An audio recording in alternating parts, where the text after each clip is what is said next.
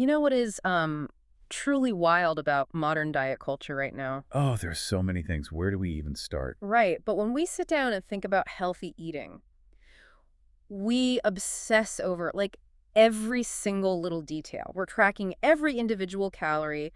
We are meticulously counting every gram of protein, and we're constantly analyzing our healthy fats versus our saturated fats. Yeah, it's become a full-time job for a lot of people. It really has. But we completely ignore the one nutrient that physically alters how your body processes all those other foods. I mean, we are talking about the single nutrient that heavily dictates your metabolism, your cardiovascular system, and your blood sugar. It is the ultimate nutritional paradox of our time. People are just so hyper-focused on what they feel they need to remove from their diets. Yeah, the whole restriction mindset. Exactly. And in doing so, they completely overlook the most powerful biological tool they should actually be adding. So today, we are going to completely reframe how you look at dietary fiber. And to do this for you, we've cross-referenced clinical data from UCLA Health and the CDC with some really cutting-edge metabolic research from Nature and the Diabetes Action Foundation. We're also pulling in daily practical guidelines from publications like Health and Eating Well. Yeah, alongside the modern nutritional philosophy of platforms like Blue Pine Health. So our mission for this deep dive is to figure out why this heavily ignored carbohydrate is actually a massive metabolic powerhouse. And it truly is a powerhouse. So let's unpack this from the very beginning. What actually is dietary fiber at its, physiological core? Well, at its most basic level, dietary fiber is a type of carbohydrate found exclusively in plant foods. Okay. But the critical distinction, the thing that separates it from every other carbohydrate you eat, is that your body lacks the digestive enzymes to break it down. Wait, so we literally cannot digest it. Right. When you eat sugars or starches, your body rapidly breaks those chemical bonds apart to extract glucose for energy. Because that's how we get fuel. Exactly. But fiber is structurally different. Those bonds are just too resilient for human enzymes. So it passes through the vast majority of your digestive system, completely intact. Wow. And based on the clinical sources, whole plant foods provide two main categories of this indigestible carbohydrate, right? And they perform very different jobs. Yeah, you have soluble fiber and insoluble fiber. Soluble fiber readily dissolves in water. Okay, so it mixes with liquids. Yes. And when it encounters the fluids in your stomach, it actually changes state. It forms this thick, viscous, gel-like substance. A gel. That sounds kind of strange. It is, but it's crucial. And then you have insoluble fiber, which does not dissolve. Think of it as the structural roughage of a plant, like the tough outer skin of a vegetable. Ah, okay, like the crunchy parts. Right. It retains its physical shape, adds bulk to your stool, and acts essentially like a biological broom. It just sweeps food and waste smoothly through your digestive tract. That makes sense. But when you look at the daily recommendations for these two types combined, the numbers are pretty staggering compared to what people actually consume. Oh, definitely. We fall way short. Like data from Health and Eating Well suggests a baseline target of about 25 grams per day for women and between 25 and 38 grams per day for men, or, roughly 14 grams of fiber for every 1,000 calories you consume. Which sounds doable on paper. It does, yet the vast majority of people are barely hitting half of that. Which tells us that an enormous portion of the population is operating at a metabolic disadvantage, like every single day. Wait, I need to stop you there because logically I think a lot of people hear this and get confused. How so? Well, if I cannot digest fiber and my body can't extract energy from it, it's essentially inert, right? It just passes through. That is a very common assumption, yeah. So why on earth do I need to consume 30 grams of something my body literally cannot use for fuel? Because the benefit of fiber has almost nothing to do with the calories it provides. It has everything to do with how it physically behaves inside your gastrointestinal tract. Okay, so what's it actually doing in there? Let's dig into the clinical insights from UCLA Health. We mentioned earlier that soluble fiber mixes with water to form a viscous gel. Right, the gel matrix thing. Yeah, and this creates a physical structural change to the entire mass of food you just ate. That thick gel matrix literally slows down the rate of gastric emptying. Gastric emptying. Which is just the medical term for how quickly food empties out of your stomach and moves into the small intestine. Okay, I want to make sure we visualize this properly for everyone listening. So soluble fiber acts like a sponge shoved into the neck of a funnel. I like that analogy. Right, so if you take a pitcher of sugary water and pour it into an empty funnel, it rushes straight through the bottom in a flood. Exactly, it's instantaneous. But if you stuff a dense sponge into that funnel first and then pour the exact same pitcher of sugary water, the liquid has to navigate through the complex matrix of the sponge. Which takes time. Exactly. It turns a chaotic flood into a very slow, controlled drip. That is a phenomenal way to picture it. And that transition from a flood to a slow drip is actively preventing chaos in your bloodstream. Because the food is leaving the stomach at a much slower rate. Right, so the digestive enzymes in your small intestine can only access the carbohydrates a little bit at a time. Oh, so the sugars from that food are being absorbed into your bloodstream at a steady, manageable pace? Exactly. This perfectly addresses the great fruit debate. I mean, I hear people say all the time, oh, I avoid bananas and apples because fruit is just packed with sugar. It is such a massive misunderstanding of human physiology. Context is everything when it comes to nutrition. So what is the context with, say, an apple? Well, when you eat a whole apple, you are absolutely consuming natural sugars. But you are concurrently consuming water and a highly complex matrix of cellular fiber.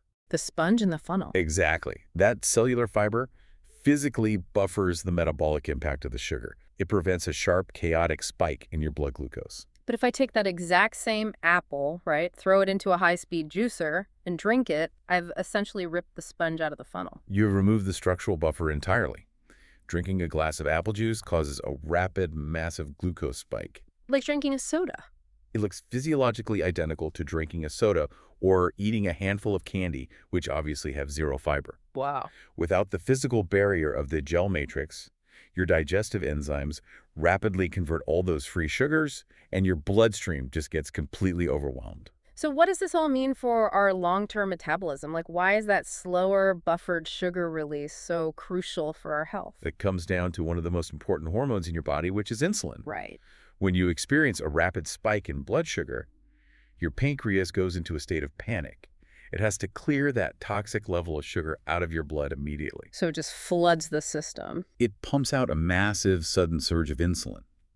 And research published in Nature highlights that these rapid, high-volume insulin spikes act as aggressive storage signals. Storage signals, like storing fat. Yes, high circulating insulin forcefully tells your body, hey, we have an emergency surplus of energy right now. Store all of this as fat immediately. Oh, man. So by stripping the fiber out of our food, we are inadvertently commanding our own bodies to aggressively accumulate fat. That is the biological reality. But conversely, when you consume a high-fiber diet, that sugar drips into your system slowly. No panic. Right. Your blood sugar rises gently, which means your pancreas only needs to release a moderate, steady trickle of insulin. So there's no aggressive storage command. Exactly. The data in Nature shows that this simple buffering effect directly leads to lower fasting glucose levels and drastically improved insulin sensitivity over time. Which is the bedrock of preventing metabolic syndrome. Precisely. Wait, I am struggling to square this logically. What up? If this gel matrix is acting like a sponge, holding food in the stomach longer and slowing down absorption, does that mean we actually absorb fewer calories overall from the food we eat? Wow. Because, physics says if I eat a 500-calorie meal, I am putting 500 calories of energy into my body. Are you telling me that simply adding a handful of fiber to that exact same meal magically deletes some of those calories? Because that sounds like a diet industry myth. I know it sounds like a myth, but it is pure mechanical biology, and it is heavily documented by the Diabetes Action Foundation. Really? It actually blocks calories. Soluble fiber actually partially inhibits the absorption of dietary fats and carbohydrates. When that viscous gel forms in your gut, it physically encapsulates some of the macronutrients you just ate. Oh, so they're trapped in the gel. Yes, your digestive enzymes physically cannot penetrate the gel matrix to break down those specific fats and carbs. So those trapped calories literally cannot be accessed by the body. They cannot be absorbed in the small intestine, so they get carried down into the large intestine and eventually excreted. That is wild. Now, to manage expectations, fiber does not entirely cancel out the caloric density of your food. You can't just eat a massive fast food meal, swallow a fiber pill, and expect the calories to vanish. Right, it's not magic. But it does contribute to a meaningfully lower net caloric impact over time. Your body simply extracts less usable energy from a complex, high-fiber meal than it would from a low-fiber meal of the exact same caloric value. That is absolutely fascinating. And this trapping mechanism doesn't just stop at calories, does it? Because the CDC data points to a massive cardiovascular benefit using this exact same physical logic. Oh, the mechanism that traps dietary fats also traps cholesterol, and the biology here is particularly elegant. How so? Your liver naturally uses circulating cholesterol to produce bile acids. These bile acids are pumped into your digestive tract to help break down the fats you eat. Okay, makes sense. Normally, to conserve energy, your body recycles those bile acids at the end of the digestive process, absorbing them back into the bloodstream. Let me guess. The fiber sponge gets in the way of the recycling process. It acts as an unavoidable trap. The soluble fiber gel physically binds to those bile acids in your intestines. Wow. And because your body cannot break down the fiber carries those bile acids right out of your body as waste. So your body loses its supply of bile acids and is forced to manufacture a fresh batch. And what does the liver use to manufacture that new batch? Cholesterol. Exactly. It pulls existing cholesterol straight out of your bloodstream. That is the physical, mechanical reason behind the CDC's data showing that increasing dietary fiber directly lowers LDL cholesterol. It forces your liver to constantly drain your blood cholesterol to replace the bile acids that the fiber keeps sweeping away. You've got it. Here is where this gets incredibly relevant to what is happening in the world today. Okay. We are talking about a physical substance that takes up massive space in your stomach. It drastically slows down gastric emptying, it delays the absorption of sugars, and it blocks the absorption of certain calories. Right. Naturally, all of this mechanical action sends powerful signals to your brain that you are incredibly full. And when you describe those physical effects, it sounds identical to the biggest trend in modern medicine right now. You're talking about GLP-1 weight loss medications. Exactly. The parallel is profound, and it is a major topic in clinical nutrition right now. These new GLP-1 medications, drugs originally developed for diabetes that are now heavily utilized for weight loss, they essentially work by hacking your gut-brain axis. They make you feel full. Yeah, they send powerful chemical signals that slow down gastric emptying and suppress your appetite neurologically. They force you to feel full faster, and they keep you full for hours. Which is exactly what fiber does. Fiber is essentially doing the exact same thing, but it is achieving it through physical mechanics rather than chemical signaling. So for someone who is actually utilizing one of those GLP-1 medications, how does dietary fiber play into their day-to-day strategy? That's a great question. Because if the medication is actively suppressing their appetite, they are naturally eating a significantly lower volume of food. For patients on GLP-1 therapies, nutritional strategy becomes absolutely paramount. When your daily food intake drops dramatically, the quality of every single bite is magnified. Right, you can't waste calories on junk. In clinical practice, dietitians usually enforce a strict two-step hierarchy. Rule number 1 is protein first. Because the body is losing weight rapidly, you have to provide enough amino acids to protect against severe lean muscle loss. And rule number 2. Rule number 2 is fiber second. Because if the medication is chemically freezing the movement of your stomach, you desperately need the physical sweep of the fiber to keep the gastrointestinal tract functioning right. That is a huge part of it.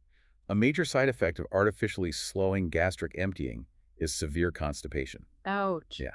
Fiber complements the GLP-1 therapy beautifully by keeping the digestive tract moving, while simultaneously stabilizing blood sugar naturally alongside the medication. But it requires highly intentional eating. Very intentional.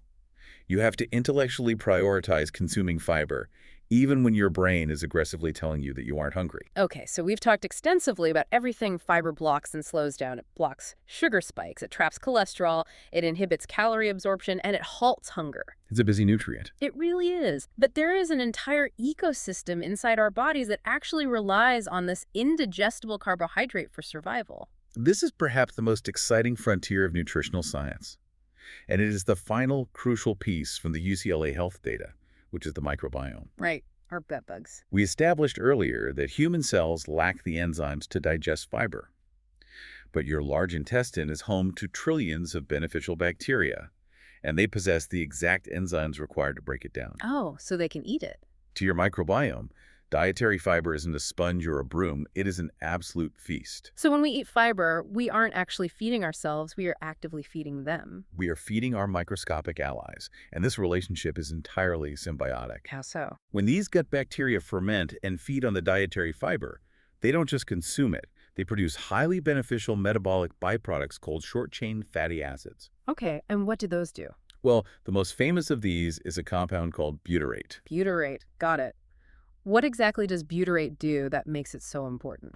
Think of butyrate as the preferred premium fuel for the cells that line your colon. Fuel for the colon cells. Yeah, it provides them with the energy they need to maintain a tight, impenetrable gut barrier, which prevents toxins from leaking out of your intestines and into your bloodstream. That sounds incredibly important. It is. Furthermore, these short-chain fatty acids actually enter your systemic circulation and act as signaling molecules to your immune system, actively turning down the dial on systemic inflammation throughout your entire body.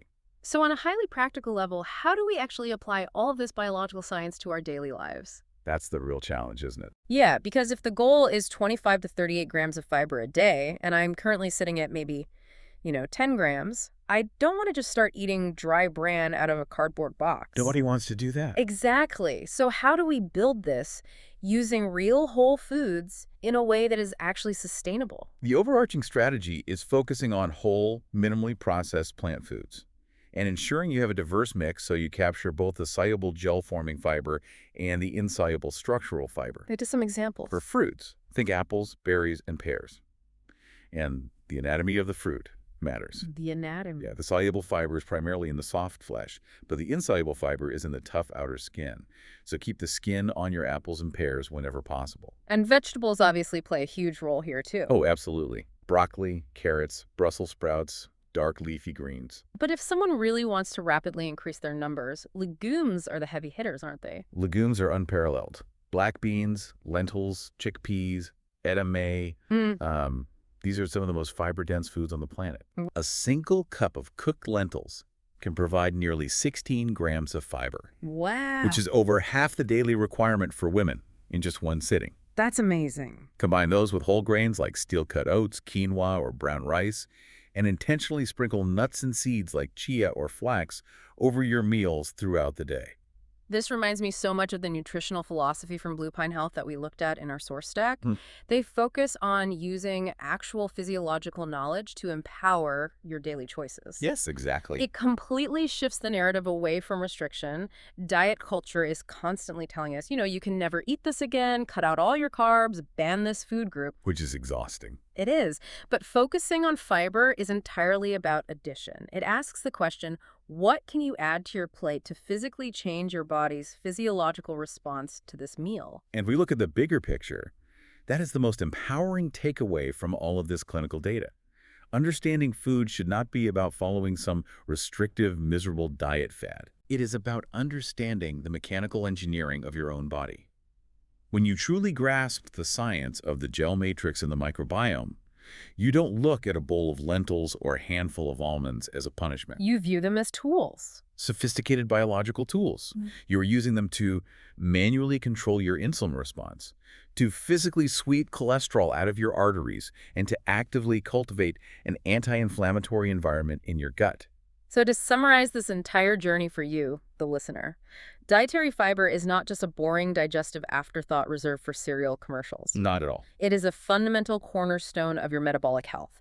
It acts as a physical sponge that buffers against massive sugar spikes. It acts as a biological trap to pull cholesterol out of your system. It's a natural mechanical appetite regulator that works precisely like modern weight loss drugs to keep you full. And it is a necessary feast that keeps your microbiome thriving and your gut barrier strong. In a modern world that is completely saturated with ultra-processed, instantaneously digested foods, simply making the choice to add more fiber is a massive, highly sustainable upgrade for your long-term well-being. It completely shifts the entire health paradigm from eating less to eating smarter. And I want to leave you with one final lingering thought to ponder on your own after we wrap up here today. We spent a lot of time exploring how the gel matrix of soluble fiber physically encapsulates macronutrients, Right. partially inhibiting your body from absorbing all the fats and carbohydrates you eat. It really makes you wonder about the official nutrition labels printed on high-fiber foods. Oh, that's an interesting point. Right. If the fiber inside that food is actively blocking some of those calories from ever being digested or accessed by our cells, Huh. could the standard legally required calorie counts on the back of those boxes actually be overestimating the amount of usable energy your body is truly taking in? Think about the physics of that next time you check a nutrition label. Exactly. Thank you so much for joining us on this deep dive, and as always, stay insanely curious.